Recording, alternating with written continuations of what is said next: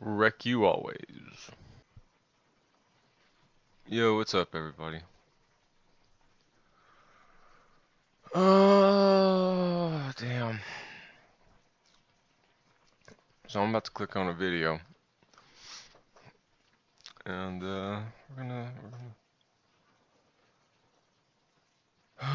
just click on this one Oh, here. Now, I actually didn't watch two videos. Check this out. If I just close the browser, reopen it, it's gonna consider that like a video. It's gonna consider that to be a thing. So let's hit another one of these. And now I just can't watch YouTube anymore.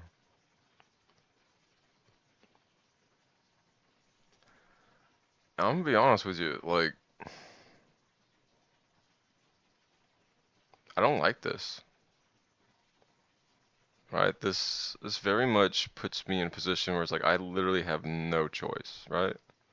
Pets just aren't pets, they're more inheritance. What? Well, the ad's not playing. Yeah, what is fuck up, boys you. and girls? Welcome back to another Aoki and Highs Fuck you. video. Alright, we're Today we're back. gonna be showing We're you guys. back at it. Yeah. Alright. So this we've been here before. We've been here before when the ads would pop up. This shit's still here. My fucking ad center. You know, like it's like when I try to go outside for a smoke. And it's nice and quiet out. But then I have this one cat that comes around and just starts just screaming at me. I haven't seen him in a little bit. It's nice to see he's still doing okay, but like it just keeps screaming at me. And it's just like I'm gonna lose it. Like I don't want to damage my own property. Like I don't have like a ton of money to buy myself another computer or to get another monitor, right? And I like ads, like yeah. You might be like, oh, the fuck is this, Trisket? Get the fuck away from me, man. Now, who actually advertises on YouTube? Because in the end, this is whose money we ultimately care about. Because, if we were just taking their money, playing the ads, and giving it to the creators, nobody would be upset, right? But the idea is, they're going to stop advertising if they think it's a waste of money. Who owns web.com?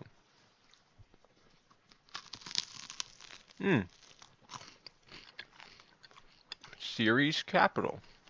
Okay.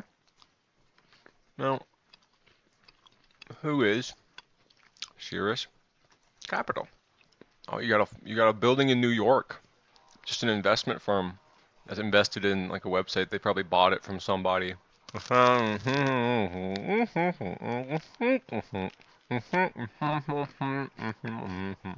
are just acquired, right? Acquired.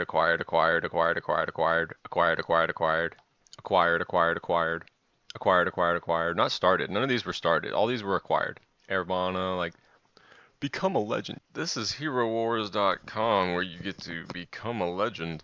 First couple thing I noticed is I guess the cookies. Should we customize our cookies? Oh my gosh.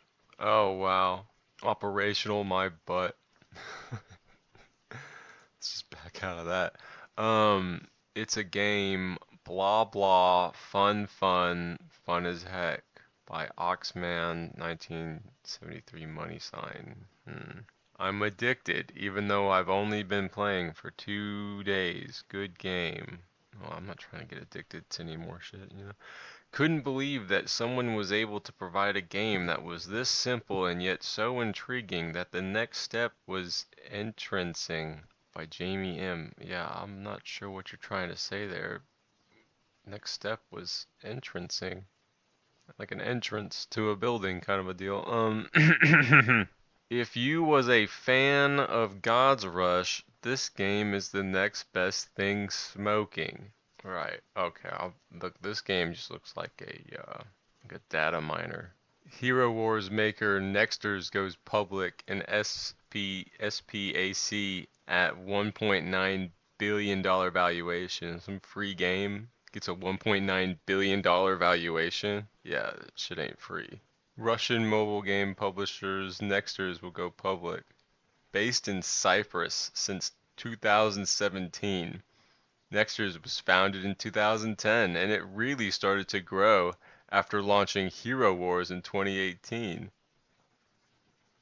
Bro, like how much you want to bet that's just a money laundering scheme? Yeah. So, yeah, if you didn't know, experts agree that the Cypriot financial system in Cyprus is vulnerable to money laundering by domestic and foreign criminal enterprises. Although proceeds generated abroad pose a greater threat, the primary criminal sources of illicit proceeds are investment fraud, corruption, advance fee fraud, tax evasion, illegal drugs, and tobacco smuggling. Cyprus, it's been in the news for so long.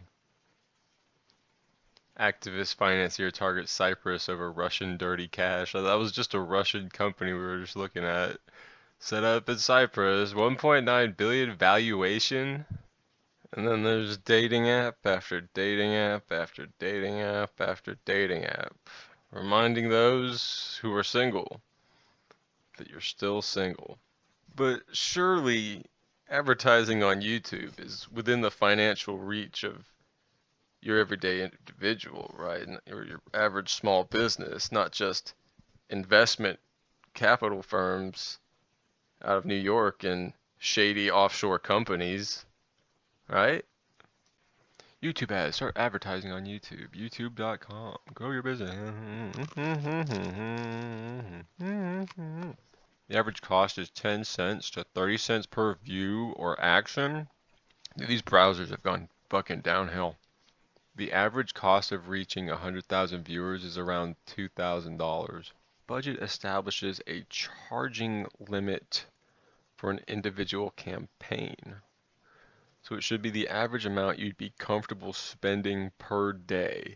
Your maximum cost per click bid is the most you're willing to pay for a click on your ad. I mean, like a penny?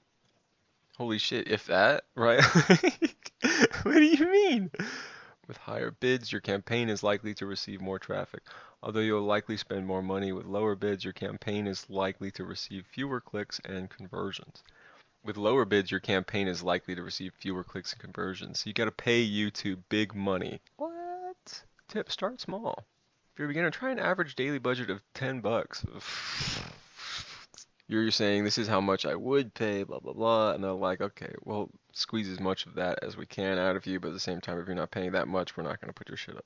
Over delivery. Because traffic fluctuates from day to day, Google may allow your campaign to spend more in one day than your average daily budget. This is called over delivery. However, your campaign spend will never exceed 2 times your average daily budget. Look, if I'm giving you a daily budget, you're not exceeding that shit at all. What are you fucking talking about? You don't just come back at me with like, hey, we're double. You owe us double. Like, fuck yourself. What do you mean? What?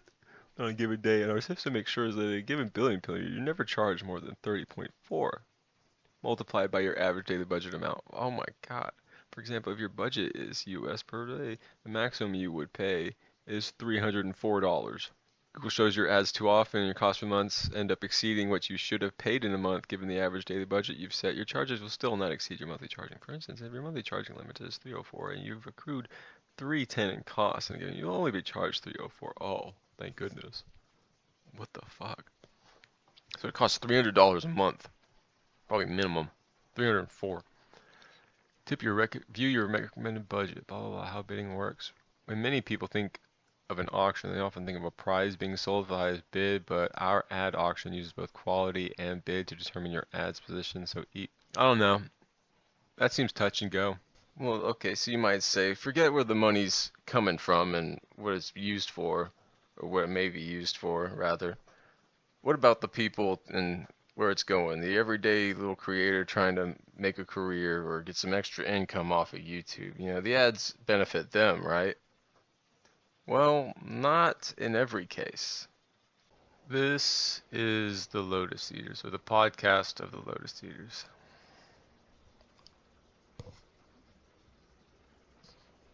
They were demonetized by YouTube back at around, like, I guess shortly after the start of COVID. And I think they've been demonetized ever since.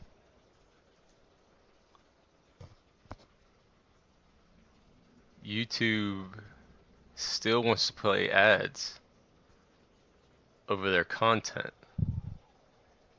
So these guys are not getting a penny for the ads shown over their videos because YouTube's demonetized them for whatever reason.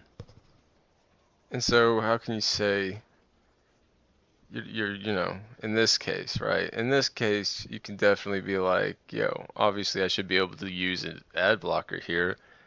It's almost slavery, right? Taking somebody's work and profiting off of it and not giving them anything for it. Like, surely this is wrong to play ads over content that you're not going to pay out to the creators for. You can't sit there and act like this was ever part of the contract. Yeah, I could go into talking about like how ads are like actually kind of detrimental to like societal health and mental health and all this stuff and whatnot. Why, governments don't allow certain products to be advertised and how like not everybody's addicted to the same thing.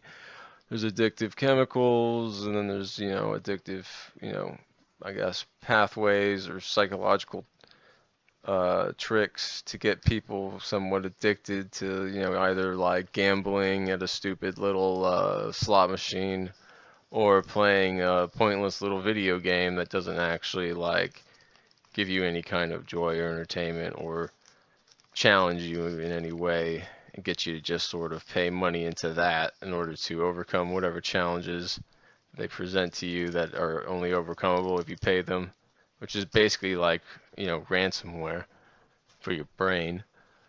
But I think it's best to just skip to right to the solution, that I think, I mean, may seem kind of extreme to some, but I think it's actually might be fairly simple. And I'm sure it would come with its financial challenges and the math has to be done. And I'm not like, privy to any like special financial information to what's going on in YouTube. And I'm not like all well read on their financial situation either. It's not something I've been paying attention to most of my life. But I would like to kind of just skip into what I think the solution is. Incentives, incentives, incentives. The first incentive is actually already taken care of. So congratulations on a job well done there. Everybody or advertisers are already incentivized to want to advertise on YouTube because of the number of eyes that look at it each day. The second incentive is, it was kind of taken care of. I'm not gonna lie, you guys sort of screwed it up when you decided to start like demonetizing people for saying stuff on YouTube that like, about things that were political or, you know, pandemic related and stuff like that. You kind of shot yourself in the foot a little bit there. A lot of people have kind of taken their content creation elsewhere, but for the most part, the second incentive is there as people want to put content on YouTube for you to advertise on, right? And that's going to be videos that people want to watch that draw live eyeballs, right? And that's the second incentive. So for the most part, all right, yeah, but you did sort of shoot yourself in the foot a little bit there. Now, the third incentive is gonna be the more or less tough part, I'd say, because now it's about incentivizing the people who watch YouTube to actually watch ads and, furthermore, to interact with ads. Now, trying to do that when most of the ads are put up by these faceless corporations or these offshore companies that are kind of look a little shady, not gonna lie. A lot of them, right? Some of these companies, if you really dug into them, you might not, find them to be the most liquid or solid or whatever. Anyway, I'm not trying to put anything out there to defame any one company in particular or anything like that. But, I did hear of a case last year where some Twitch streamers were caught in some sort of a money laundering scheme through their Twitch streaming, and so social media is just something. It's just something to consider, right? But the main part there is faceless corporation, right? Now, this is where the what happened to you in YouTube part comes in. You have these creators, and a lot of them have merchandise that they want to sell. And they'll advertise, and they can advertise in their own videos just fine, right? But how many of them would like to advertise on their friends' videos, right? How many of them would like to advertise to videos within just that community, right? You have an algorithm that shows people videos that they want to watch based on what they've watched in the past. You have these communities all around YouTube. And it was, very much in part, because YouTube's here as a place for people to put things up and for people to come together and watch things and comment and chat amongst each other and have laughs and good times and share sad stories and whatnot and all this stuff, right? All these other big companies, nobody's saying that they're evil. We don't want their money as well, right? And we don't, that they shouldn't have their own channels or whatnot, right? Even though it's like whatever, right? They're kind of late to the show, but at the same time, they'll do fine, right? They'll do perfectly fine on their own. They don't need YouTube help, right? But how do you actually incentivize people to want to watch ads on YouTube? To turn off the ad blockers so that they might have a chance at seeing an ad from a creator, one of their favorite creators? And the answer to that question is money. Now, sooner or later, advertisers are going to have to realize that eventually they're going to have to straight up pay people to watch their ads. Like, now, I'm not talking about a significant amount, right? I'm talking like not even like 1 cent in that regard. I'm talking like fractions of a cent, really. Um, and I'd say there's a fair argument for it, as the advertisement eventually ends up being played on my property, i.e. my monitor, to me, right? Now, there are, I'm sure people who probably think that's absolutely ridiculous, and I can see that perspective, but I think at a base kind of like legal level, one could make the argument that the monitor is the billboard within your own home. And the people who look at it, people who see it, it might be just you, true, but it's still your property and it's still an advertisement being shown to a room, to the space around you. There could be people walking by who look in your window and see the advertisement if you're living near a busy street. There could be just people in your own family, people, friends. Say somebody, like the delivery guy brings something by and he hears the advertisement being played over your speakers, right? There is an argument, I believe, that can be made. Some might consider it a stretch, but I think one can be made where somebody's been left out of this pay pyramid in regards to advertising, and that somebody is going to be the actual like end consumer of the advertisement. In not every regard, but if we're going to be talking about like a home entertainment system, yeah, I think so, right? We're not talking necessarily about like posters put out on the telephone poles or on fence posts or things like that of that nature on walls and areas, whatnot, right? We're really just talking about like at the end of the day, you're sitting at your own house, your own apartment, your own place. You're in front of your own screen that you purchased with your own money. You're accessing a service via the internet that you've paid for, and the terms of that service include you having to be hit with advertisements from certain people. Now, I just don't understand why companies like YouTube have to go to the, oh, advertisements suck. They're always going to suck. Nobody wants to ever see them, so we have to force them onto people. When I don't think that's true. I think that might be I think the quality of marketing has gone down significantly. Yeah. So I don't think it's true that, ads have to suck, right? And that they always have to be something that people just are not interested in, right? People used to actually want to see the Super Bowl ads because they wanted to know like which one was going to be the funniest, which one was going to be the funnest, which one was going to be just the craziest, right? And people may not even care about who won the Super Bowl, but I remember being back in school and talking to friends and talking about which ads we thought were funny, right? This was kind of back when Coca-Cola had the polar bears, and I don't know, the polar bears are doing a little something different these days, but there was a lot of fun in it.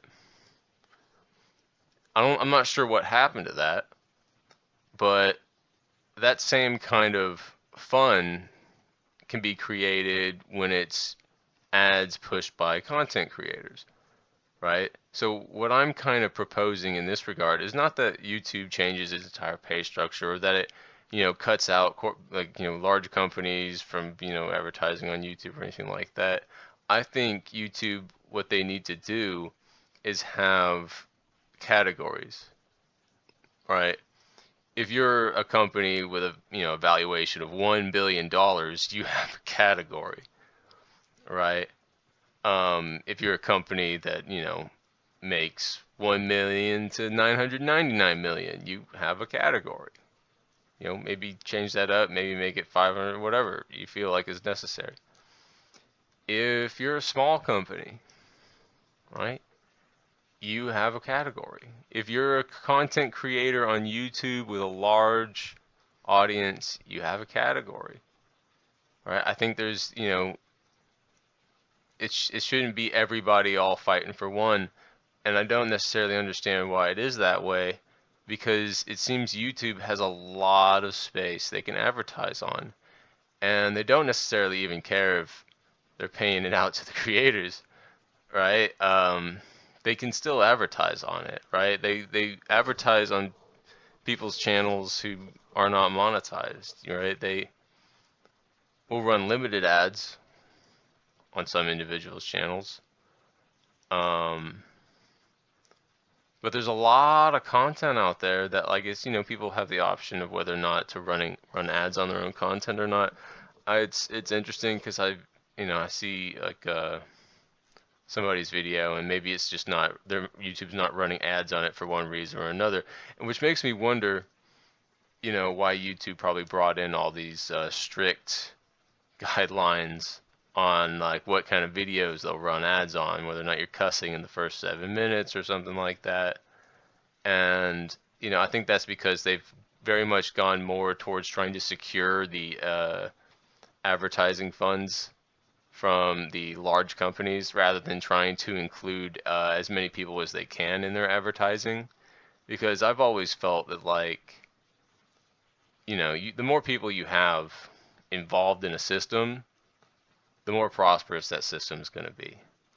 And I mean like actually like involved. And having ads from creators on the platform advertising their merchandise would also bring more, it would be more of an incentive to YouTube because YouTube would make more money off the interacting with the ads, right? And to be perfectly honest, the whole just clicking on the ad as an interaction, um, I don't know about that really. I feel like YouTube would probably do better or make more if instead they tried to get like a cut off of sales made through the advertisements. I think they'd be a little more fair for them to ask for actual money at that point because, money's being spent at that point and exchange is occurring at that point. It's not simply just like an interaction or a view, right? I don't think views worth that much, like 10 cents a view. Like if people are paying that, that's what they're bidding up. Like I wouldn't necessarily tell YouTube like if you can make that money, don't make it, right? Like obviously we want companies to succeed in this country and make money so they can keep people employed and whatnot.